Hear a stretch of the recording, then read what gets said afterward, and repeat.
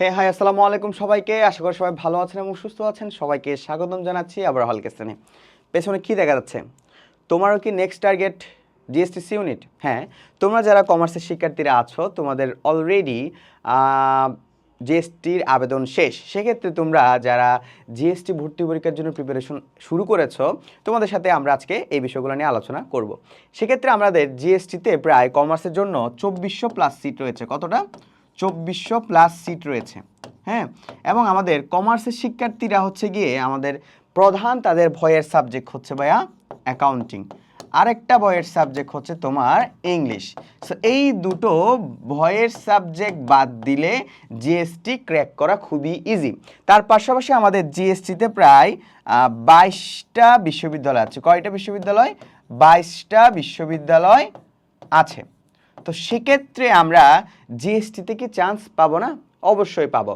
তোমাদের যাদের target জিএসটিসি unit তোমাদের এখন থেকে একটা বিষয় মেনটেন করতে হবে, সেটা হচ্ছে গিয়ে একটা কথা মাথায় রাখবে। আমি তোমাদেরকে এখনই 3টা সি এর কথা বলবো। কয়টা সি ভাই? 3C।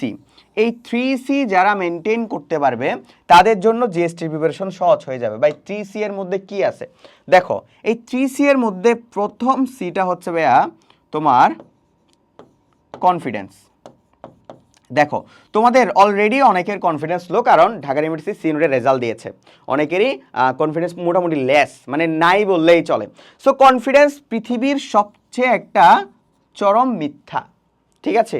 এবং কনফিডেন্স আমাদের দেখাইতে হয়, জাস্ট আমার ব্রেনকে বুঝাইতে হয় না তুই পারবি, এটা বোঝানোর জন্য। Confidence nothing else. So confidence থাকতে হবে যে আমি পারবো। তো আমি পারবো এই মেন্টালিটিটা এখন থেকে একটু তৈরি করো। যারা ফেল করেছো সো নতুন করে প্ল্যানিং শুরু করো। সেক্ষেত্রে তোমাকে কনফিডেন্স থাকতে হবে। অতিরিক্ত আত্মবিশ্বাসী হওয়ার দরকার নাই। অতিরিক্ত আত্মবিশ্বাস এবং আত্মবিশ্বাসের অভাব উভয়ই ভয়ঙ্করী, ঠিক আছে? তো কনফিডেন্স থাকবা এবং কনফিডেন্সের সাথে সাথে তোমার প্রিপারেশনটা আস্তে আস্তে গ্রো করবা। দেন সেকেন্ড যে সি সেটা হচ্ছে কনসিস্টেন্সি, ঠিক আছে? কনসিস্টেন্সি থাকতে হবে। তোমাকে প্রত্যেকটা দিন একটা নির্দিষ্ট সময় পর্যন্ত পড়াশোনা করতে হবে। একটা নির্দিষ্ট পর্যন্ত যদি সময় পর্যন্ত তুমি যদি পড়াশোনা করতে না পারো, সেক্ষেত্রে আমি বলবো তোমার বিশ্ববিদ্যালয়ে ভর্তি পরীক্ষা দেওয়ার দরকার নেই। তোমার বিশ্ববিদ্যালয়ে ভর্তি পরীক্ষা দেওয়ার কোনো দরকার নাই। তুমি বাসায় বসে থাকো বা হায়ার স্টাডিজের জন্য বিদেশে যাওয়ার প্রস্তুতি নাও। সহজ কথা ভাই, ঠিক আছে? প্রাইভেটেও পড়ার দরকার নেই, বিদেশে যাওয়ার প্রস্তুতি নাও। এটা ডিরেক্ট তোমার জন্য একটা ভালো অপশন। ওকে, তো তোমাকে কনসিস্টেন্সি মেনটেন করতে হবে প্রতিনিয়ত। তোমাকে যাদের তুমি জানো তোমার ব্রেনের ক্যাপাবিলিটি কেমন। হ্যাঁ, আমি জেনারেল একটা সময় বলে দিচ্ছি, 6 থেকে 7 ঘন্টা এই 2.5 মাস বা 75 দিন, 2.5 মাস বলতে পারো বা 75 দিন, সামনের যে 75 ডেজ, হ্যাঁ, সেটা পড়াশোনা করার ট্রাই করো 6 থেকে 7 ঘন্টা, ঠিক আছে? এরপরে আরেকটা যে সি সেটা হচ্ছে নিজেকে কমিটমেন্টে রাখো, যে আমি এই এখনই শপথ করলাম এই ভিডিওটা দেখার পরে আমি ইনশাল্লাহ জিএসটিতে চান্স পেয়ে দেখাবই। জিএসটিতে চান্স পাইতে খুব বেশি পেইন নেওয়া লাগে না, মাত্র 60 মার্কস লাগে রে বাবা।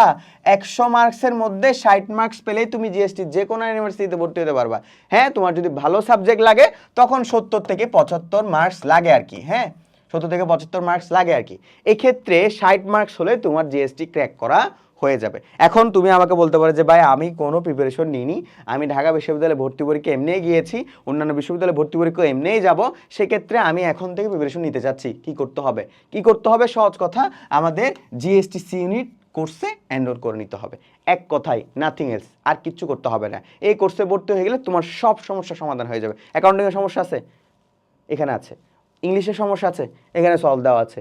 তোমার বাংলায় সমস্যা আছে, এখানে সলভ দেওয়া আছে। হ্যাঁ, তোমার ম্যানেজমেন্টের সমস্যা আছে, এখানে সলভ দেওয়া আছে। বিগত বছরের প্রশ্ন নিয়ে ধারণা নাই, এখানে সব কিছু দেওয়া আছে। তাই কোর্সে ভর্তি হওয়ার জন্য এখনই ভিজিট করো হালকেস্তানের ওয়েবসাইট। আসসালামু আলাইকুম।